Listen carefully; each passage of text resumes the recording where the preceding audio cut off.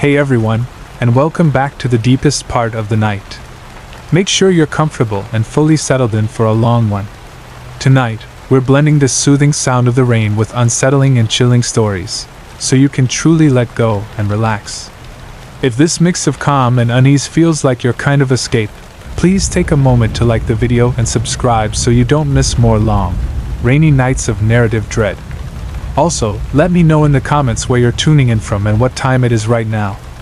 Now, let the rain surround you, and allow the stories to pull you into the night. Story 1. The documentation department wasn't just a space, it was a memory leak. 3 stories beneath the main operations hub of the sprawling Rhode Island State Archives, a low, Gothic, pre-modern structure that looked like an aggressive mausoleum, lay the sublevel archive.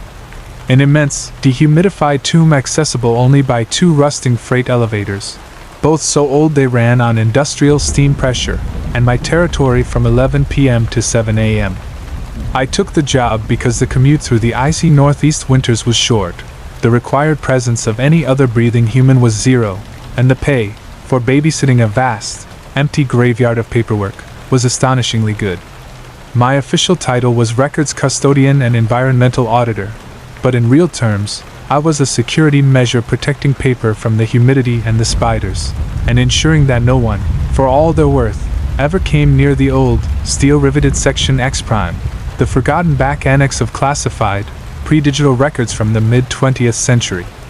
It was this inherent isolation and the oppressive, manufactured chill provided by the subterranean HVAC system that, over the course of the following winter, completely decoupled my internal life from any sense of external reality.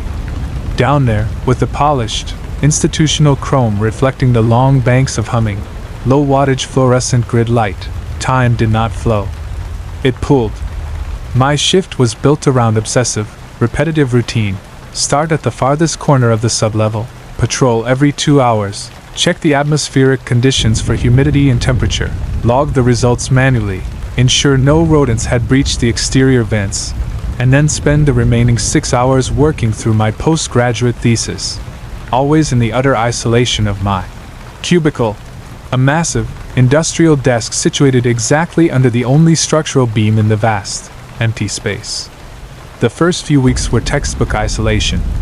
The sounds of the sublevel were predictable: the low, vibrating hum of the vast, external city passing its waste heat through the steam pipes, the regular, methodical pock of the HVAC unit fighting the ever-present moisture, and occasionally, the sudden, rattling thwack of a heavily sealed, dust-caked steel fire door settling back into its frame, echoing 1,000 feet down the endless corridor.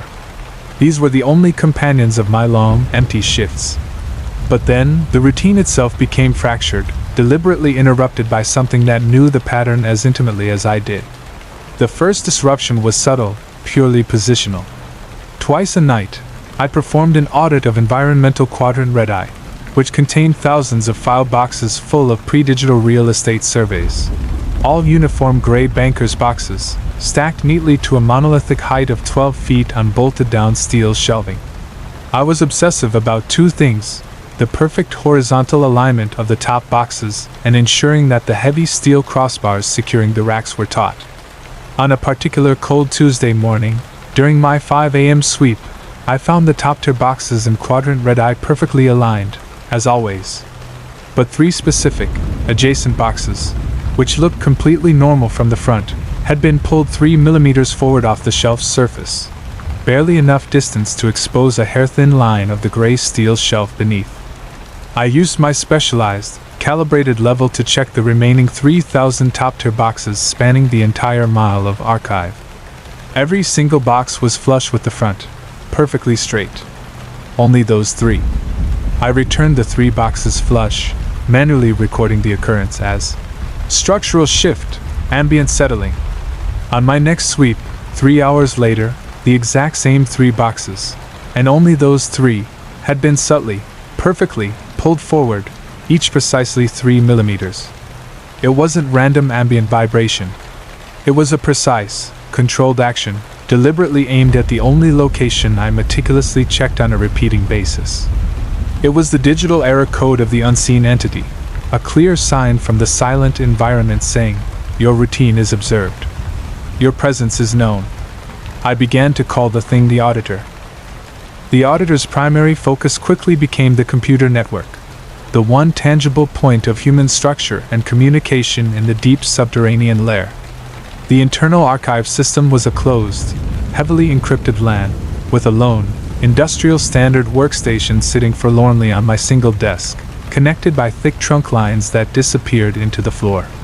Whenever I tried to work on my thesis, the keyboard would subtly resist finger pressure, or the monitor refresh rate would inexplicably begin flickering so dramatically I'd be forced into absolute darkness. But the most insidious event was the phone line. The black industrial phone, a permanent fixture on my desk, had no external lines. It was only an internal intercom to the empty central office security desk, 3 levels up, 20 hours a day. On multiple nights, just as I was settling fully into the silence of my task, the phone would ring, its bell sharp and aggressive in the stillness. I invariably answered on the second ring, knowing full well the security office was unmanned. "Documentation," I'd state, my voice flat and monotone in the silent, cold air. The voice that answered was never mechanical. It was low, rhythmic, and incredibly familiar. It was my own voice, perfectly recorded at the exact inflection used for the mandatory nightly sign-in. "Records at 121. I am aware of my surroundings." A perfect playback of my own security protocol, delivered with a detached, clinical irony that contained no emotional content, yet which struck me with the force of a full panic attack. The playback of my own voice, at precisely the time I'd been most focused, followed by a sudden, sharp, 3-note musical chime, a sound not engineered by technology, confirmed my terrified logic. This entity was not just observing my actions, it was recording and mastering my voice and my behavior, seeking to reduce my human presence to a documented file that adhered to its own protocols. The auditor was recruiting me. The ultimate confrontation started when the auditor began attempting to force me to interact with the locked Section X Prime. Section X Prime was the archival Holy of Holies, 200 feet down the darkest spur of the main corridor, protected by a cold, heavy, vault-like door made of pitted, ancient steel, and secured with 2 massive combination dial locks and a biometric keycard reader. The entire section held the original, highly classified, pre-digital history of the area from 1950 to 1975, all records marked with an aggressive, hand-stamped deferred, security level 5.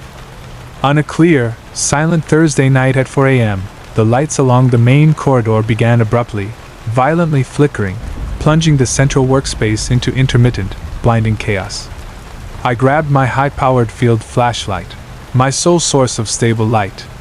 Scanning the far, dark corridor, I was looking for the junction that explained the overload, when my high beam settled on the thick, steel door shielding Section X Prime. The heavy, steel door, locked with its massive double-dial locks, was now illuminated with a single, aggressive strip of pure, pulsing, internal light that leaked out from the bottom seal. It was not a physical light source. It was the intense, electrical light of massively activated document and information production in the empty space. The dust surrounding the base of the sealed door began to dance with intense, concentrated static electricity. The air was vibrating like a billion copies were being generated simultaneously within the unviolated space. Simultaneously, the loud, aggressive red light on the digital combination lock pad outside the door was cycling rapidly and violently through an array of numbers and symbols at an impossible rate. The light so bright it looked like a strobe light on the verge of melting its plastic housing. It wasn't someone trying a combination. It was the digital pad being directly possessed by an external flow of data and energy. I backed up slowly, every muscle in my body resisting the urge to run. The auditor, the silent entity, was demanding a delivery. It wanted its archives opened. I went back to my desk to radio the empty security office. But before I could give my false alarm, the static phone rang, once, sharply, on my desk. I knew who it was. I lifted the cold, heavy receiver, my voice trembling now. "Documentation," I whispered. The voice was aggressive, perfectly clear, and exactly my own tired, worn voice from 5 minutes earlier. It screamed a single, terrifying instruction. 404 dispatch. The door must be opened. The delivery window is closing. The psychological horror was completed. The entity's goal was not to torment me with noise or subtle movement. It sought full participation. It needed a physical, living proxy, a human operator, to complete its protocol and release the documents from the sterile cold of Section X Prime. It had learned my methods, recorded my verbal tics, and now simply issued its command using my own vocal profile. I was no longer an investigator. I was an employee under extreme, focused hostility. I dropped the phone with a clatter. Whatever was in Section X Prime was so structurally active that it was trying to self-destruct or self-fulfill its release order by overloading the structure's electrical stability. The heat was now intense on the vault door. The low, guttural moan that was usually reserved for the distant ocean waves was now fully focused inside the corridor with me. I made the final decision right there on the dusty floor. I grabbed my car keys, my thesis journal, and jammed the single emergency steam shut-off lever on the far wall, something explicitly forbidden, which sent a huge, shuddering clang through the entire multi-story structure. I didn't care about the consequences of shutting down the entire external AC and steam system. The resulting silence was absolute, a clean, terrifying break from the electrical hum that sustained the auditor's activity. When the massive system shriek of the building died, the lights instantly ceased their demonic strobe, plunging me into absolute, deep, airless sub-level blackness. Section X Prime became utterly, profoundly silent. I climbed into the freight elevator, activated its cranky, high-pressure steam drive, and rode the rattling, 3-story steam hell elevator up into the cold, clean air of the parking lot lobby. I didn't return. I didn't call. I wrote a single, forward resignation email to the corporate HR desk the next morning. Structural integrity concerns out. I now live in a bright, modern, open-plan condo in a new part of Boston, miles from any structure built before 1990. My thesis remains incomplete, but my personal psychological integrity is intact. I work from home now, my interactions confined to benign, predictable digital exchanges. The lesson of the sublevel archive is that true, focused terror exists where bureaucratic and digital authority meets absolute isolation. The entity I called the auditor was not a demon. It was a pure projection of unfinished institutional business, the collective stress and obsession of 100 dead bureaucrats focused on ensuring that the paper is filed, the boxes recorded, and finally and inevitably, the heavily classified vault is opened by a warm, breathing human key. By refusing to comply with the self-written delivery schedule, I denied it the final physical conduit it craved. The auditor remains on the low level, forever cycling perfect combinations and waiting patiently for the next isolated, obedient proxy to pick up the phone when it calls in its perfect recording of a human voice, demanding compliance with the schedule. I tried to regain a sliver of that old, comforting routine. The only thing I had left to document was my own psychological response. I managed to call a former colleague, an affable man-mountain named Alistair, currently managing a data center security company in San Antonio. I told him a highly edited version. Hey, some serious structural issues in the archive. The system is overloading, man. Have you ever seen a localized electronic surge that doesn't blow fuses, but instead seems to redirect power for some kind of ambient effect? Alistair, professional to a fault, listened intently. Sure, Hank, that's not uncommon in these older buildings, especially near main power couplings. You've got legacy systems fighting modern demands. The residual energy's gotta go somewhere. What about the sound element? You sound tense. I couldn't tell him about the voice, about the demanding tone, or about the 3mm. I focused on the one external, undeniable sound I had finally managed to log after the initial shock, the strange, repetitive sound that followed the telephone demands. It was always a single, specific noise, the precise, loud thwack of a high-end rubber stamp being slammed onto an absolute sheet of clean paper, a sound of aggressive, rhythmic approval. After I hear the surge, I often hear this weird, focused slapping sound, right behind me. I explained, trying to make it sound technical. Like heavy rubber on thick cardstock. Just a single sound. Then total silence. Inductive resonance, Alistair stated, sounding entirely unconcerned, rattling off technical jargon. The sudden release of electrical pressure in the trunk line causes the nearest heavy physical object, maybe a thick rubber housing on an old wire hub, to violently contract and dissipate the last of the force. It's an electric slap in the sound stage, Hank. Not a poltergeist. Alistair's logic was momentarily comforting. I returned to the sublevel 2 days later, after a long sleep in a motel, arriving with my field toolkit fully stocked, Geiger counter, sensitive acoustic listening equipment, and 2 independent, closed-circuit camera systems aimed only at quadrant red eye and a massive 200W emergency-grade lighting grid powered by 3 external industrial-grade, sound-damped batteries outside the building. No one could blame the lights anymore. I was armed for an objective, scientific war against atmospheric sound and light. And I returned with the full knowledge that I was being systematically studied and harassed by a persistent, organizing intelligence, one that now used my own professional skepticism as its camouflage.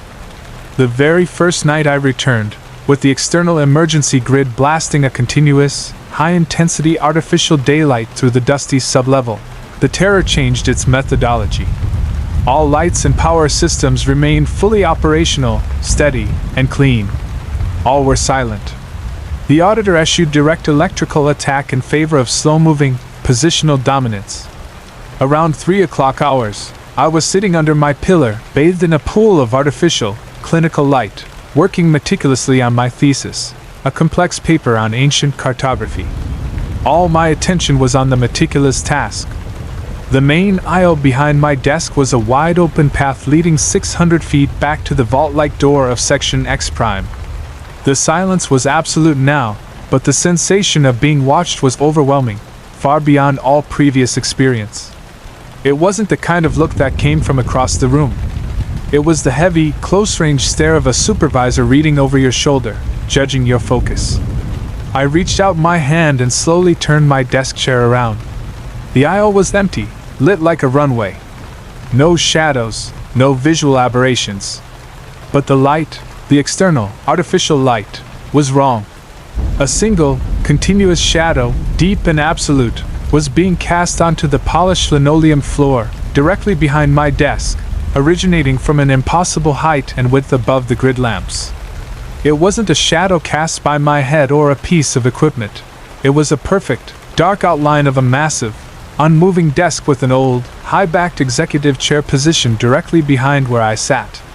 The shadow, sharp and dark, then slowly began to move, expanding and subtly warping forward, a shadow desk being quietly pushed from an unbelievable vantage point, closer to engulf my writing light.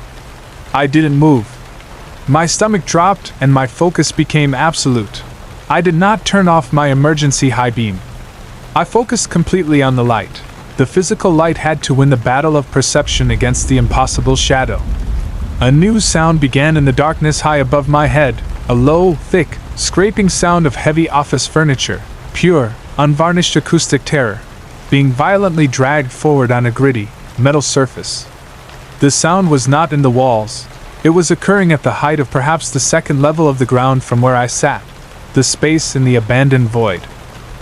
The vast, black, heavy shadow moved so close on the floor it obscured the lower 2 inches of the legs of my steel desk.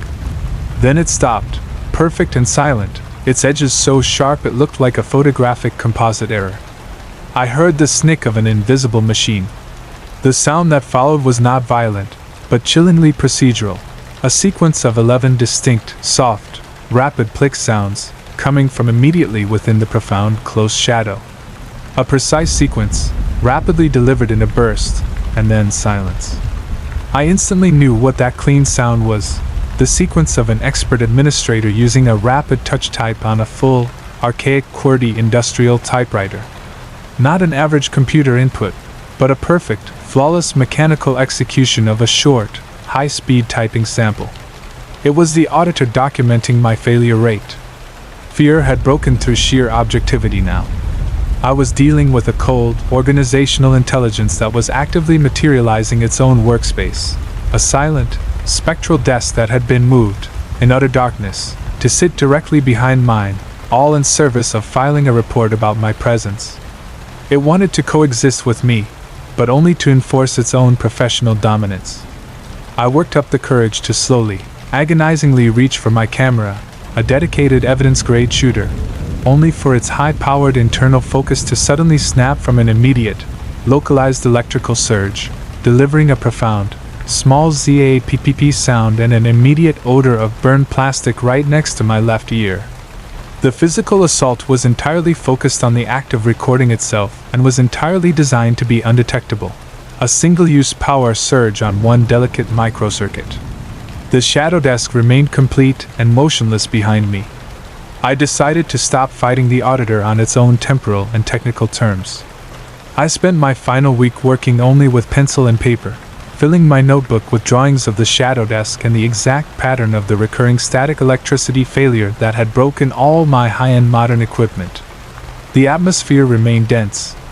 The metallic buzzing in the sealed-off chimney chase became a constant, low, rhythmic companion, and the rhythmic floor rattle remained a permanent fixture of deep sleep interference.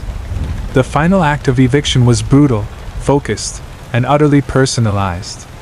After I delivered my ambiguous resignation email, I returned to the sublevel at midnight, not to secure the entire area, but to retrieve two objects: my grandfather's expensive, heavy-duty analog watch, which I had forgotten in my desk drawer, and the only item that had never been damaged or manipulated, the heavy, cold, cast-iron frame of my typewriter, a non-electrical tool that provided the foundation for my entire academic work. I ascended into the sublevel, powered with my own headlamp, ready for a quick, respectful exit. The lights, for the first time in an extreme confrontation, remained completely off as I entered the darkness. The auditor was observing the last interaction. Walking to my desk, I found my grandfather's watch, a heavy weight of brass and leather, placed neatly and exactly in the precise center of my empty steel trash can. A highly personal, passive-aggressive attempt at disrespect. I reached out for the heavy keyboard of my typewriter, sitting silent on the desk, expecting nothing but to lift the solid 70-pound block off the surface and leave. But I was stopped instantly by the sight upon the otherwise clean, dark surface of the typewriter. The entire surface and mechanisms of the manual keys, the entire alphabetical and numerical keyboard, had been surgically replaced with small, black, identical, smoothly polished stones. Not metallic, not circuitry, but dozens and dozens of completely inert, uniform, black stones, individually set onto the brass key stems, completely eliminating the entire functional semantic capability of the communication device. The keys were entirely removed, and this silent, dark geological replacement was set precisely in their place. Complete, symbolic annihilation. Then I lowered my gaze toward the surface of the desk beside the dismantled keyboard. Here was the auditor's final message on a single piece of clean paper, a physical document created with absolute force from the entity's phantom desk. The paper was clean, white, and looked like office bond, but it was physically cold to the touch, so much so that it caused an immediate surge of localized pain as my hand brushed its surface. Written aggressively across the center, not with pen, but indented with the incredible physical force of a heavy, precise mechanical strike, a deep, permanent indentation without ink, was a single, final phrase from a relentless supervisor. Project lead, failure to deliver. Archived as unclassifiable. Your key is rescinded. The message, delivered through raw physical force onto a cold sheet of paper, was too complete. The auditor had completely rewritten my professional status. All my academic and writing ability was removed, my presence terminated, and the heavy implication was clear. It now claimed full, organizational ownership of the only space I thought I controlled. I left the watch in the garbage can, shoved the unclassifiable, icy paper into my pants pocket, and drove out without a single farewell word. I never returned or offered any explanation to the corporate headquarters that sent the terse, accepted email. I knew the auditor, the spirit of the archival sublevel, would be waiting in the darkness, ready to begin its systematic surveillance and assimilation of the next tired, isolated, professional proxy that entered the vast, refrigerated silence of sublevel archive. I now live a life dedicated to loud, chaotic, unscheduled living, surrounded by non-conforming furniture and all the noisy, predictable distractions of a densely packed civilization.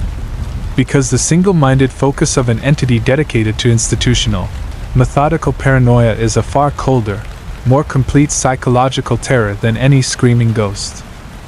Story 2. Out of the endless, shimmering haze that defines the summer flatlands of South Dakota, there is one constant which rules this part of the American landscape: corn. I should know. I am Dr. Elias Vance, a PhD in agricultural sustainability, and for 10 years my life was focused on the soil, the yield, and the perfect metric of seed-to-grain ratio. My knowledge of farming should have provided an impenetrable shield of logic. But one farm, one field, ultimately breached that barrier. The site, deep north of Sioux Falls, was simply known as the Harlan property, and my initial assignment by the USDA was a field audit on a persistent, years-long anomaly, a 20-acre section that returned not just an excellent crop yield, but what were mathematically impossible yields of grain and tuber, a full 40% higher than the most productive known hybrid seed, every single, documented year for 35 years, without ever being fallow, while the rest of the prairie obeyed normal law. We called the anomaly the perpetual harvest. The Harlan farm itself was a grim, isolated, wind-beaten place run by two siblings in their 60s, both gaunt, with wide, watery, utterly detached eyes that seemed to refuse conscious contact. Mr. Ezra Harlan and his sister, Ruth, lived in a silence that felt heavy and premeditated, offering only terse nods during my 3-day initial interview. They spoke less of crop rotation and more of the necessity of listening to the land. My investigation began with the scientific fundamentals: soil samples, water composition, external radiation screening, and full chemical analysis. None of it provided answers. The soil was merely average, the water was typical artesian, and the chemical composition offered no evidence of undocumented synthetic or organic accelerators. Yet the land itself had a palpable, psychic pressure I couldn't screen, a kind of dense, expectant warmth, a biological anxiety that was constantly present, day and night, specifically concentrated on those 20 impossibly fertile acres. The first physical anomaly occurred during a forensic grid scan of the field in the high heat of an intense August noon. I was pushing a sensor cart deep into the center of the field when the ground beneath me abruptly changed its seismic composition. The ground, which should have been hard-packed dirt and clay, suddenly became porous and damp, accompanied by a profound, chemical smell of dry bone meal, burned sugar, and intense, organic density. It was biological and ancient, the smell of an active, enormous digestive process happening deep inside the soil. The portable sensor array I was wheeling immediately went haywire, registering not a chemical spike, but an insane, off-the-charts metric of biological heat flow, as if an active volcano was radiating intensely just 3 feet beneath the surface. My logic-driven mind rebelled instantly. A massive, sustained biological heat point directly beneath the highest yield of a completely arable field was impossible. The heat should have cooked and killed the roots entirely. I brought a core drill immediately to that specific spot, my hands shaking slightly, feeling like I was about to drill into a hive. At 10 feet below the soil's surface, the drill hit not bedrock or water, but a dense, packed, black organic material that yielded no identifiable DNA.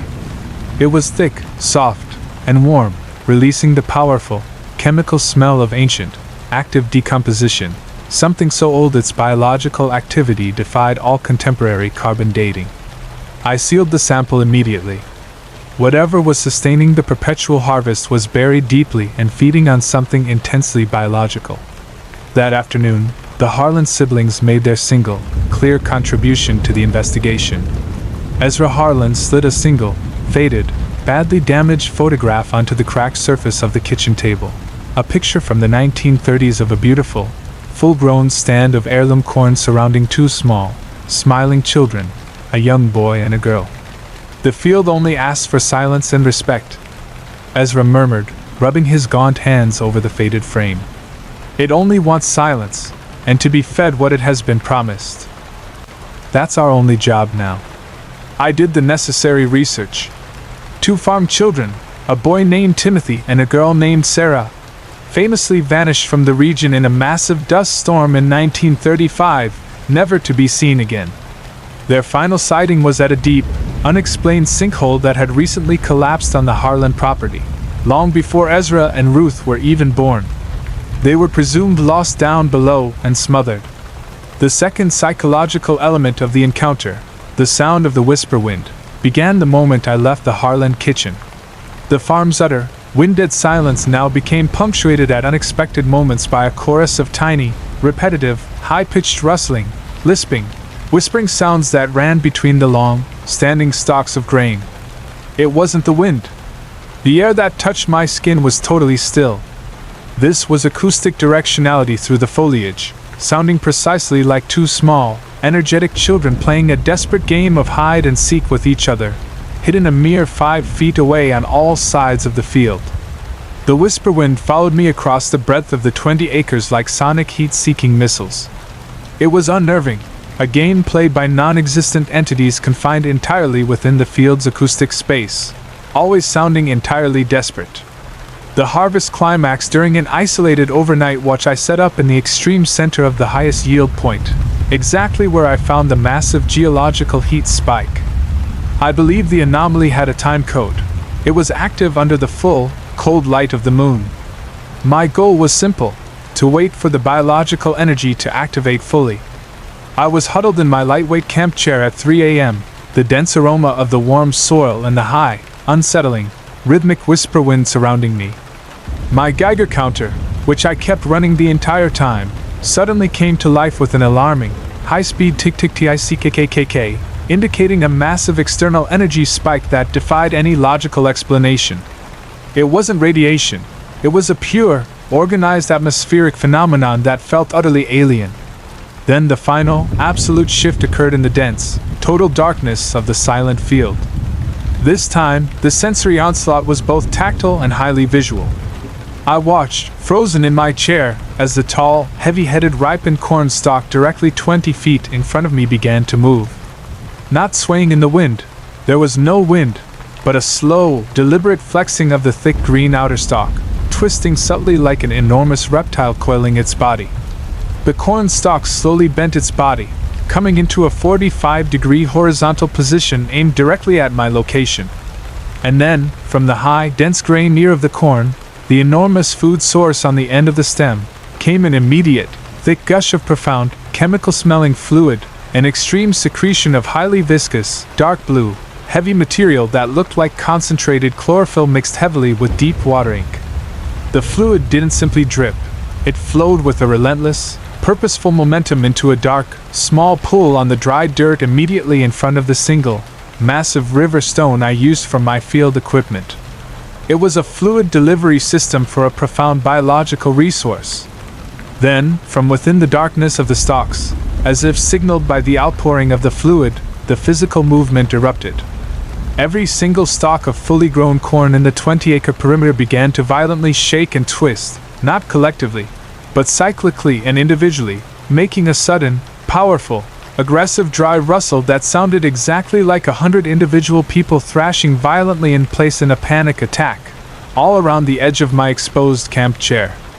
The whisper wind was gone, replaced by the collective, chaotic sound of a massive, organic struggle. I was pinned by sound. My terror was amplified 100-fold by the sheer acoustic, biological chaos being deliberately created by the plant life around me. I reached quickly for a piece of thermal equipment I hoped was still working. I quickly turned on the handheld industrial thermal sensor and quickly aimed it low, not at the corn, but at the ground beneath the corn's root systems. My fear was instantly, coldly confirmed.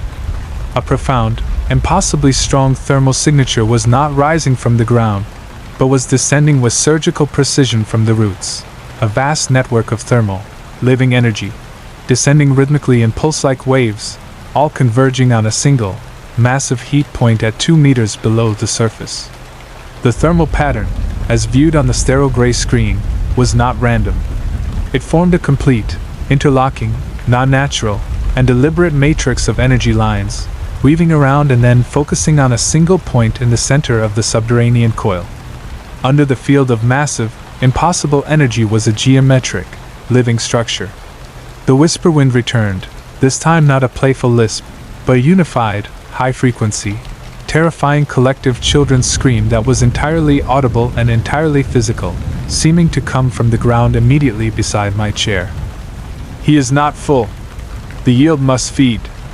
Now. Please stay." I reacted instantly. This was an invitation to a ritual that was perpetual, one that demanded more than just a single season's attention. The children's perpetual voices were the price. I ripped the thermal camera off the stand, grabbed my keys, and abandoned all the rest of my equipment, the chairs, the heavy auger equipment, the sample jars, the field recorder, and the incredibly complex array of biological monitors, all sacrifices offered to the land. I fled without looking back, clawing my way through the dense stalks toward the dirt road a mile away, the intense, screaming whisper of the children relentlessly following the sound of my movement until I reached the safe, high pitch of the highway's shoulder. I made it back to my truck, and my hands, for the first time in 5 years, shook with complete, adrenal non-control. I reported only the bare findings. The heat anomalies were documented internally as unknown geological factors, and my final chemical sample was mysteriously lost in the internal courier service to Atlanta. Ezra and Ruth Harlan only waved once from their porch as I drove away. Their eyes, wide and empty, held the absolute, chilling knowledge of a contract made long ago with the land. I now teach agricultural science in a clean air, non-rural environment outside of Boston, where the most demanding soil is potting mix for orchids. I wear gloves always, and I subconsciously avoid looking at anything that looks or feels too perfect in its yield or construction. The perpetual harvest is not a miracle of agriculture, it's a silent, enormous sacrifice machine that demands the single, most precious payment, the confined, agonizing voices of the two innocent children trapped in the deep heat of its core, whose permanent screams are the acoustic fertilizer that provides the perfect, mathematically impossible, endless yield for a family of ruthless isolationists. And no one, for all the world, will ever question a yield of such enormous, unnatural bounty. My investigation had, thus far, been strictly scientific, an almost antiseptic approach to a problem that was, by its accelerating nature, becoming fiercely biological and, beyond that, ritualistic.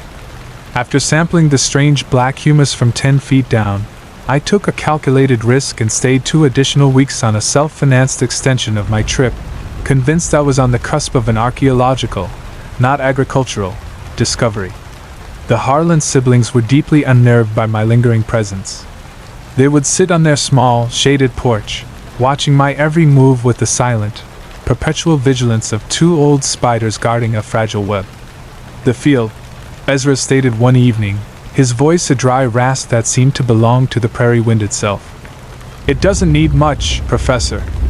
Just for you to not interfere with its natural process. It works for a clean balance." The balance was defined by what I now heard every hour I dared approach the corn lines, those persistent, small-volume sounds. The whisper wind was intensifying. It had shifted from simple playful voices to complex dialogue, a rapid, incessant stream of whispered, urgent numerical counting in 2 distinct, high-pitched vocal tones, always cutting off abruptly at the number 73, followed by a small, collective, frustrated gasp. It seemed to be an interminable countdown to a number it could never reach, and the effect was purely, chillingly draining. I began to realize the core problem was not the yield itself, but the nature of the fertilizer. The massive central thermal signature in the core of the field was consuming and powering the voices, which themselves seemed to exist in a cyclical energy prison, forever attempting to count their way out of a confined space. This was not a haunting, it was a spiritual energy source. My breakthrough came with an obsessive deep dive into the almost criminally neglected Harlan Farm property paper trail. Old probate records, forgotten land usage maps, and an extremely redacted county sheriff's report from 1958 discovered taped to the inside of an old farmhouse pantry door revealed the true purpose of the sinkhole. It wasn't just a natural depression where the children fell. A generation before, the children's great-grandfather, Jedediah Harlan, a devout follower of a hyper-isolationist strain of early American frontier occultism, had intentionally established a massive burial pit, lined with thick clay and sealed earth, precisely where the soil was naturally unstable. The initial excavation was filled not with garbage, but with heavy mineral salt from deep inland sources, and a horrifying note. Initial offering is too weak. All this was 2 decades before the children vanished. The perpetual harvest, in short, was a sacrifice that had ripened over 30 years, feeding on the trapped life essence of the 2 lost souls and sustaining itself on the immense mineral and energy battery of the subsoil pit. The farm was a vast, organic battery farm for a profound, non-human entity that fed on the psychological dread of eternal, inescapable confinement. I decided my final stand would be a controlled audio and visual documentation of their ceremony. I knew I couldn't trust the Harlan siblings. I decided to stake out the deep well on the field perimeter, where the heat anomalies were often strongest. I anchored a heavy-duty, reinforced steel cage on the surface of the dry field, used to hold grain, my makeshift bunker, and spent a feverish, humid day burying sensitive earth mic sensors in a 60-foot periphery surrounding my safe zone. I climbed into the steel grain cage at 1 a.m., my heart hammering a furious rhythm against the perforated steel plates, equipped only with a digital acoustic recorder, a high-intensity lamp fully shrouded in a filter to block the light from exiting, and a deep woods water flask. The ceremony began an hour later. The lights came first, not from the direction of the Harlan house, but a quarter-mile deep in the corn, focused just behind the center crest of the perpetual field. 2 small, deep red, pulsing lights set low to the ground, with a profound, aggressive geometric stillness that defied any organic cause. They looked like the twin, cold eyes of a nocturnal predator observing a static prey animal. Then came the movement that confirmed my fear of a complete cultural and ritualistic submission. Ezra and Ruth Harlan materialized from the edge of the field, moving with a silent, ritualistic, almost shuffling pace toward the crest where the red lights glowed low, all the while their eyes aimed unnaturally low to the ground. They were carrying heavy, flat granite slabs in their frail arms. This was not a midnight walk, it was deep, religious protocol. The air around my steel observation post began to vibrate with a sustained, subsonic hum. The geological energy I had registered earlier had reached its focal point. The corn stalks, dense and perfectly still, appeared to glow with a faint, low-level internal green light, the silent, collective pressure building inside the enormous, breathing organism of the field. The Harlan siblings knelt at the epicenter of the red lights. They began the sound that truly shattered my mind, the source of the power. It wasn't the children's whisper. It was the 2 old souls' perfect imitation of their voices. Ezra and Ruth, standing on the unmoving dirt, began a synchronized, perfect, high-pitched child's giggle, an incessant, horrible imitation of the 2 little victims trapped below, followed by a long, communal, drawn-out wail of human, adult grief, which suddenly morphed into the mechanical, rhythmic groaning and churning which I remembered being a marker of the initial anomaly. The Harlans were actively feeding the entity with the psychological output of the children's joy and the adults' collective despair, a complex, ritualistic transaction to ensure the perpetual field never stopped its yield. I raised the internal audio mic to my mouth, desperately trying to get an ambient recording that would make sense, anything to break the cycle. I was shaking, trying to process the psychological violation, and then my final defense weapon entered the narrative. The whisper wind returned, this time with full sonic authority, not only focused on me, but broadcast so deeply and completely into my microphone it must have made the internal acoustic foam vibrate for miles. It no longer contained counting. It held a perfect, complete phrase, spoken in the terrified, high frequency of 2 6-year-olds speaking in terrified unison. They gave us the stone. Put it on the stone. Please, mister, we are burning up. Put the bone ash on the stone. The last 2 words, the bone ash, were delivered with such force and agonizing clarity that the revelation hit me instantly. The perpetual harvest didn't just need the soul and the grief. It needed a physical, ritualistic deposit to sustain the mineral concentration. And the Harlans, true to their covenant, had been performing the same rite for 5 decades. I looked at the ground beneath my feet, the heavy, cold, unforgiving dirt. My fear solidified into a need for action. I ripped the microphone from my cheek, kicked open the steel hatch of my grain cage and emerged standing upright, bathed only in the intense, focused green fluorescence of the corn stalks. The massive, terrifying field hushed instantly.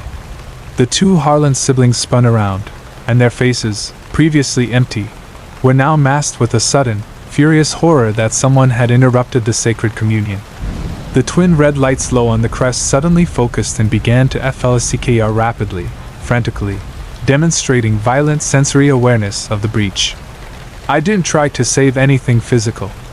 I took an entire 50-pound bag of my highest concentrate potassium chloride granular plant mineral, grabbed the large, dense flat river stone I used as my makeshift table in the center of the zone, and completely violated the ritual.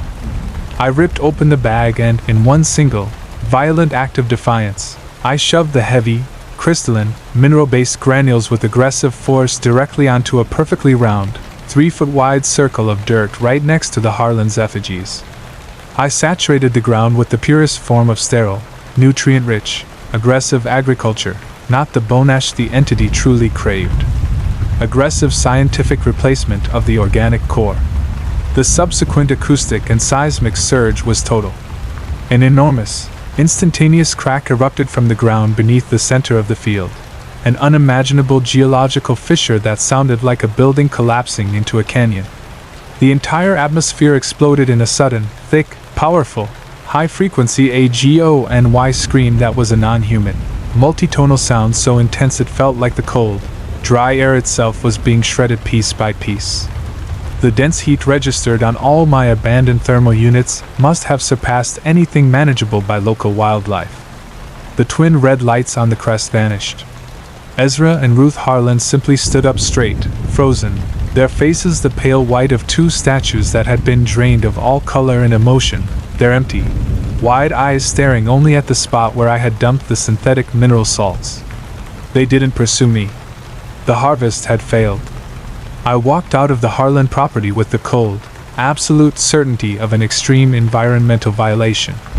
I made it to the next town's hotel, slept on the floor, and in the morning, submitted my final, definitive report to the USDA claiming complete, irrecoverable field toxicity, unsuitable for commercial production ever again.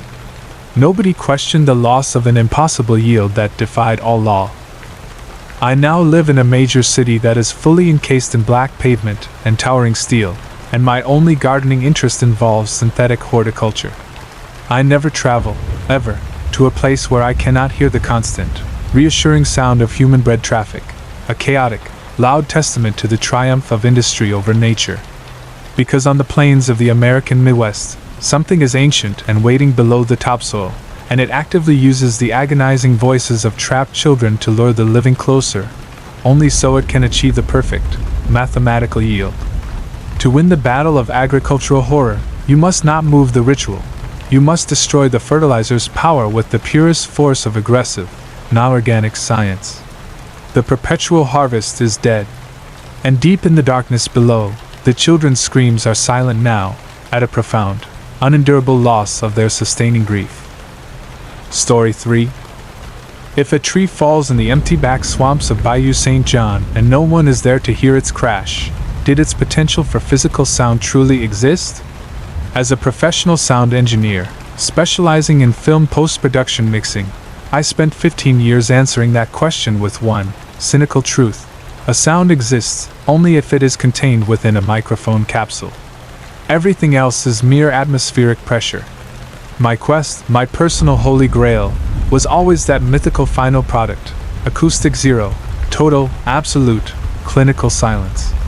This is why I bought it, a 2-story, high-ceilinged, thick-walled cypress-wood house in the most culturally and geologically unstable part of New Orleans, a quiet, moldering lot precisely at the edge of the official city grid, where the low bayou mist kisses the foundations. Named the DeSalle's house for a man who died choking on his own blood after apparently screaming non-stop for 18 hours, it provided the structural and acoustic isolation no city studio could offer. Its quiet and decay, the thick, high air, the absolute lack of urban bleed, would be my foundation for a final mix, and perhaps, a clean slate for my life. I spent 3 frantic months preparing the ground floor for total acoustical integrity. I installed custom lead-line drywall, triple-lock security doors, a completely silent, specialized water-cooled ventilation system, and suspended, triple-layered floating wooden floors, designed to create a hermetically sealed environment against all intrusion, physical or auditory. My studio, a black, lightless, foam-lined room within a room, a perfect echo chamber null zone, was where I would finally record Acoustic Zero. The equipment was top-tier, digital spectral analyzers, calibrated ribbon microphones sensitive enough to detect the displacement of atmospheric carbon dioxide, and my master recorder, an old, heavy-duty analog reel-to-reel deck, my analog comfort blanket in a sea of digital anxiety. It symbolized true sonic capture. The first few days were exhilarating silence. I ran calibration tones into the silent room, and my equipment confirmed it. I had created House Zero, an absolute 0 dB signal. A perfect, clean, digital, and acoustic canvas upon which to finish my life's most challenging scores. But the recordings quickly degraded. After less than an hour of pure silence being logged, my final playback reveal would confirm an intrusion, a highly concentrated interference that felt less like an electronic anomaly and far more like a sentient, acoustic presence. The spectral analyzer would resolve a single, clean, dense waveform within the absolute silence, a complex, non-cyclical, heavy low-frequency hum that completely saturated the lower third of the acoustic spectrum. It was too consistent to be wind, too complex to be AC noise. It sounded like the low, relentless drone of a powerful, industrial transformer being run at a subterranean level by an immense, unseen current. The entity had marked its presence in the acoustic realm, an original, cold, structural sound that defined the space. I began to log it on my primary master channel by the cynical technical moniker, the spectral overdub. The house was not silent. It was a tape deck that already contained an occupancy waveform. My scientific inquiry into the spectral presence gave way to pure, focused professional fury. This low, continuous hum, this unwanted resident, was not an anomaly I could EQ out.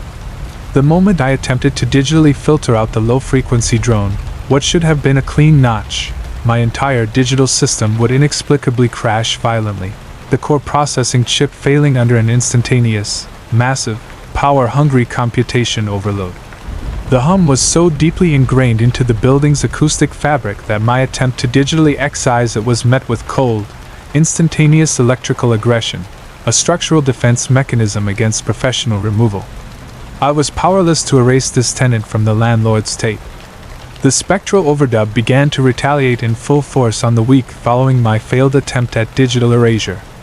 It attacked my sanity using extreme, localized sound directionality, and the single memory anchor I had of the house's history. The DeSalle's man who screamed non-stop. I was lying in the middle of my perfectly isolated sound studio, the clean room, attempting a difficult test, a recording session designed to capture absolute, pure silence in the room by isolating all outside auditory inputs. I was wearing industrial-strength ear defenders over a single set of highly sensitive in-ear recording microphones, hoping any external acoustic violation would be instantly measurable. Yet, despite the double barrier, I heard, and recorded, a specific sound that felt as if it occurred inside my own Eustachian tube. It was a perfectly clear, high-pitched, thin whimper, a single sound so piercing and vulnerable it belonged only to a trapped child. The sound, recorded in my own headphones, was so spatially absolute, so highly defined at the deepest point of my aural perception, that my body reacted violently. I shot upright, ripping the ear barriers off my skull, gasping for breathable, audible air, the sudden, clean acoustic vacuum of my recording booth deafening. I rushed back to the recording desk and hit the massive aluminum playback button for the last 60 seconds of my silence test. The magnetic tape spun, and it confirmed my deepest psychological terror. The 55 seconds of the analog tape confirmed a flatlined, perfect acoustic zero, the clean, perfect absence of sound I craved. But at the 56-second mark, precisely when I heard the violation, a massive, instantaneous, off-the-charts acoustic spike hit the master channel, and the subsequent playback consisted only of the clean sound of my own sudden, agonizing inhalation of breath, followed by the frantic sound of my hands ripping the headphones from my ears. The whimper wasn't recorded on the magnetic tape. It had been acoustically projected entirely into my head by the entity that owned the studio. It had mastered spatial projection to bypass all recording devices simultaneously. It existed only for the listener, me. The attack had to be documented. I abandoned the headphones, grabbed the sound field sensors and all forensic recording apparatus, and began tracking the entity via its signature hum, which had now settled into an unsettling, low, rhythmic 5 Hz pulse that felt like a perpetually slow, electronic heartbeat pushing its energy through my body. The presence was centered in the only truly clean space left, the unused, century-old concrete safe room inside the wall of the original foundation, a perfect acoustic void where the original settlers had sealed their valuables against everything from flooding to war. I managed to breach the thick, bolted iron door to the safe room with hydraulic equipment, installing a single, specialized omnidirectional parabolic microphone inside the black core, aimed at the absolute center of the silent volume. My theory: if the entity possessed the core acoustic space, its sound would have a verifiable, physical origin point. Armed only with my final reel of clean tape, I hit record. I sealed the heavy safe room vault shut, locked out the external world, and went to run the analysis from my outside monitoring station. For 10 beautiful minutes, the signal showed an absolute, digital 0 dB, a perfect, clean, acoustical vacuum. And then the spectral overdub spoke back to me directly for the first time, not with a hum or a noise, but with the acoustic energy of an entirely personalized, devastating speech. The recorder's master channel surged violently to its limit, flatlining the entire signal field in a sudden, brutal saturation. But cutting completely through the massive acoustic saturation was an audible, resonant, chillingly clear voice. A heavily distorted baritone so deeply, chemically altered that it sounded like a speaker being drowned in concrete, yet the words were perfectly recognizable. It was the perfect, sonic mimicry of my father's final, terrified word before he lost consciousness in the operating room 5 years ago. A single word, echoing from the dead air of the concrete safe room. Forgive. My psychological breakdown was immediate and absolute. The demon wasn't just a simple distortion of the local atmospheric pressure. It had reached an absolute level of parasitic intelligence, capable of accessing and surgically replicating the single, most psychologically violent memory stored in my brain, then acoustically projecting it into a perfect recording environment. It attacked my specific spiritual trauma, the inability to forgive myself for not being with my father when he was dying. It used my father's trauma, captured, engineered, and then precisely mastered, to shatter my composure. I destroyed all my equipment in a fit of pure, desperate defensive action. I didn't unplug or turn off the systems. I took my heaviest aluminum mic stand and used the weight to completely obliterate the spectral analyzer screens, the mixing deck, and the control surfaces, creating a visual field of utter, chaotic wreckage that defied the entity's need for professional order. I wanted to deny it any controlled acoustic environment. I ran from my ruined sound studio, abandoning the reel-to-reel deck entirely, tearing through the pristine, soundproof drywall, finally seeking the actual sound of honest violence against its structural shell.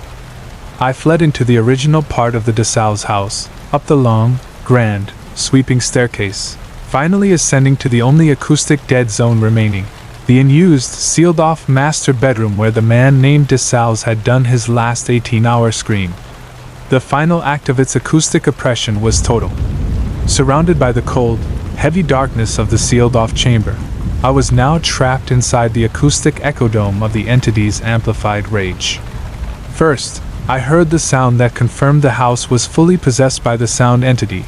The immense, deep floorboards of the empty, wooden volume above me began to produce a sound that was less like footfalls and more like the heavy, synchronized, rhythmic drumming of 10,000 dry, dead pieces of wood being slammed, completely in unison, against the subflooring of the hall, the rhythm of a brutal war march, signaling approach. Then, from the extreme darkness of the chamber, cutting violently through the wooden war drumming, came the sound they say killed the first owner, a man's agonizing, non-stop scream, perfectly captured, digitally amplified from within the sound energy of the structure itself, entirely focused on me. A horrific volume of raw, high-pitched, sustained human despair that felt like it would literally flay the skin from my face. This was not a ghost. It was a physical acoustic phenomenon harnessed by an intelligence capable of using sound like a weapon of ultimate kinetic force. I held my hands tight over my ears, sinking to the rotting floor, my mind screaming to resist the terrifying, high-frequency pressure. And then, the entity performed its final, triumphant, devastating act. It synthesized pure, audible terror, one last, final weapon constructed entirely for my ultimate psychological submission. Suddenly, overtop the sustained acoustic pressure of the screaming, an auditory signal broke through, loud, clean, and terrifyingly unique, a single, high-fidelity overdub of my own internal, silent, terrified monologue, the exact string of words I was trying desperately to keep locked in my mind, fighting the demonic acoustic pressure. This is just sound pressure. This is just physics. It can't get in. I have to stay calm, no sound. Don't show it fear, don't show it fear. The entity spoke my internal monologue back to me, in the audible, recognizable timbre of my own voice, but with a slight, wet demonic reverb, a cold, subtle decay on the outer frequency edge. It used my own thought voice, edited to perfect paranoia, now externalized in an acoustic volume that shattered my final shield. I was no longer fighting an external demon. I was fighting an externalized, weaponized copy of my own collapsing mind. I clawed backward, seeking escape through the single heavy bedroom door, the demonic reverb of my own desperate thoughts echoing through the terrifying darkness. I broke the second-floor window with the violent force of my own screaming, tearing my skin wide open on the razor-sharp fragments of ancient glass. I didn't stop screaming until I was standing, covered in blood and structural dust, on the single, clean patch of the asphalt street outside the DeSalle's house. I left the keys on the street, walked to the local police station 3 days later, and filed a heavily redacted report to the county attorney claiming the entire two-story structure was afflicted with unparalleled, life-threatening structural collapse and chemical contamination by an organized source. I forfeited the title, the debt, the dream, and the total contents of the single acoustic studio that was my life. My ultimate reality now is that the DeSalle's house and its eternal low-frequency hum, the spectral overdub, wasn't just recording acoustic energy. It was a demonic, parasitic, intelligent energy that fed on highly complex human emotional and psychological sonic data, using my own fear and memory as the final, agonizing sound layer in its perfect library. I live in a modern, single-story, concrete-walled warehouse in the farthest reach of Utah, a deafening distance from any coast or culture. I carry 2 acoustic artifacts from that terrifying project, a complete, non-functioning digital sound editing booth I can never plug in, and the perpetual, paralyzing fear that every passing sonic event is filtered not through my own consciousness, but through the memory banks of the most terrifying listener I will ever know, patiently waiting for me to try once more to record the single sound that simply does not exist. Absolute silence. Story 4. Is there a theoretical geographical spot on Earth that you can identify only by how profoundly empty it is? A point of objective, measured nothingness that is so defined in its absence of data that it becomes the primary focus of all available information? This is where my professional sickness began. My name is Julian Hayes. I don't move physical objects or fight ghosts. I fight an endless onslaught of data. My specialty is geospatial analytics and high-resolution commercial cartography. I make sense of billions of satellite data points, drone scans, and LiDAR sweeps, transforming pure information into comprehensible two-dimensional maps. I spent the last 3 years in DFW, Texas, working at a corporate level, using technology to map out vast, inaccessible, and hostile sections of the American Southwest that remained, against all modern technology, curiously unaccounted for. The ultimate test of this was the anomaly the engineers dryly labeled grid segment 9 Omega. 9 Omega was a theoretical land area, roughly a quarter-mile square, located 50 miles deep into the remote, scrubland wilderness south of the Rio Grande. On every available set of high-detail commercial mapping systems, LiDAR, visible spectrum, thermal detection, and even a deep, historical series of declassified U2 photo scans from the 1950s, the segment remained profoundly, absolutely null. Not censored or obscured by noise, there was simply no measurable data or reflection of any kind. A perfect, clean, digital void. A structural null set. It was cartography's great joke, the exact definition of a physical space that technically could not exist on any map. Finding it became my personal, obsessive challenge, a battle fought not with my hands, but with pure input data. I dedicated 6 months to this spectral zone. Every failure chip in the office software became a target for personal frustration. I ate at my sterile metal desk, slept 4 hours at a time, and pushed my entire cognitive life into that single null segment, until I could finally create a highly detailed, two-dimensional working map of grid segment 9 Omega using only composite, high-detail shadows extrapolated from adjacent thermal data points. I called it the negative space. My colleagues thought I was brilliant, a master of data warping. But breaking the negative space's secrecy came at an impossibly high price. The moment I finally committed to one physical location for the null segment, the field began fighting back by inverting my cartography. The absolute void began to cross into my physical and sensory realm. This wasn't a phantom. It was a physical geographic phenomenon that achieved mobility using its profound emptiness. The first step of the spatial contamination was subtle and olfactory. I was living in a modern, pristine apartment tower complex in Dallas, far removed from the desert air I spent 12 hours a day analyzing. Walking into my apartment one evening, the first thing I registered was a distinct, utterly pervasive, dry chemical smell that overwhelmed the entire apartment volume. It smelled intensely of scorched salt, pulverized gypsum dust, arid earth, and profound stillness. It was the exact chemical signature of the deep, untouched physical desert I had just spent 5 hours digitally mapping via thermal scan. The smell didn't linger. It would simply arrive, absolute and total in volume, then vanish entirely within 3 minutes, leaving no residual sign. It was the physical air of the remote terrain flowing over the surface of my human life, announcing its arrival. The phenomenon escalated to include tactile, highly localized texture aberration. The negative space began to interact with the environment I had chosen as my human security blanket, the pristine order of my professional desk. The surface of my new, ergonomic, highly polished glass desk began to collect fine traces of an inexplicable, crystalline substance, a thin, almost invisible dusting of what looked like silicaceous desert sand that only appeared on my working surface. Fine, hard, highly polarized metallic grains that defy all logic, 3 inches from the surface of my sealed triple-paned window wall facing north into the bright Texas cityscape. It only appeared between midnight and 4 a.m. I tried to eliminate the dust, sealing the vents and using 3 stages of filtering. The next night, the crystalline sand was thick enough on the glass surface for me to leave a distinct thumbprint, clearly showing the aggressive concentration of the foreign matter.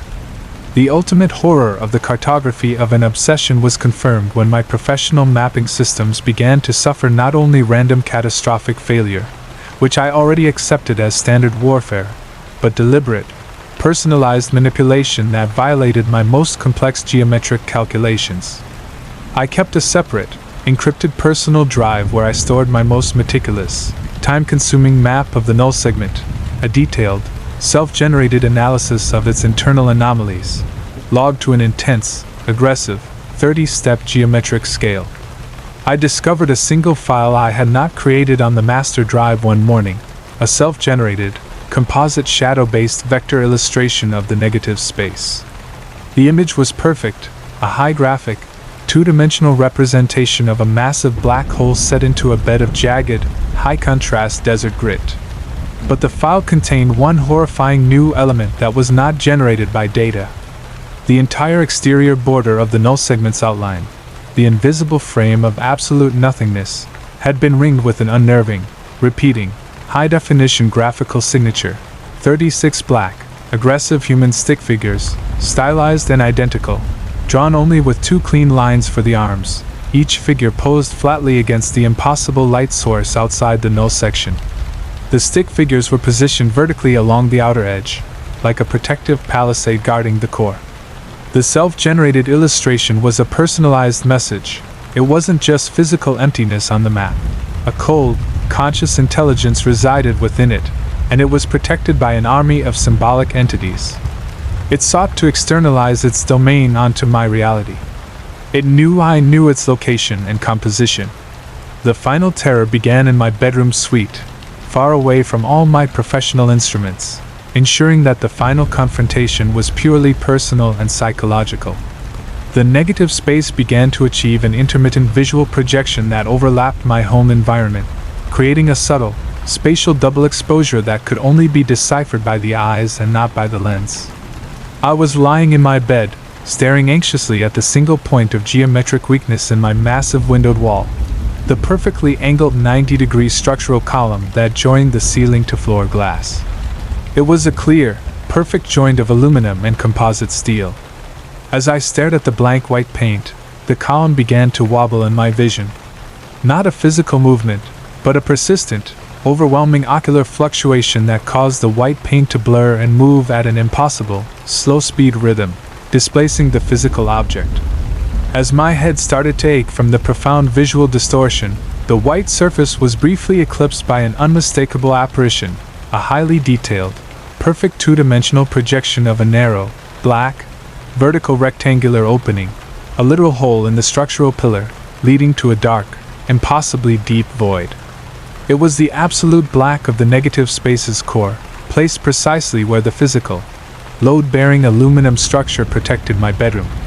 And visible just within the dark, ocular illusion of this absolute vertical opening, an arm's reach from my anxious eyes, I saw movement.